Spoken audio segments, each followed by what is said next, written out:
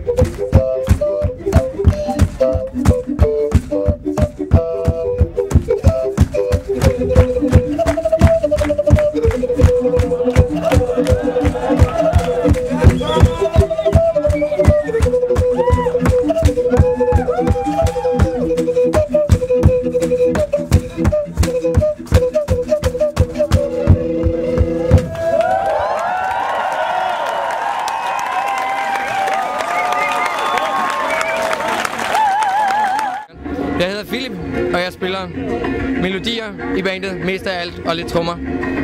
Jeg hedder Tobias, og jeg spiller lidt bas i Flaskedrengene, og også lidt percussion-instrumenter. Det var i 2005, faktisk lige efter vi var startet. De fleste af os startede i 2005 på musikvidenskab. Og så til første fest, vi havde nærmest, der kom vi til at puste på nogle flasker og syntes, det var meget sjovt. Og så satte vi nogle akkorder sammen og fik en sanger til at synge til.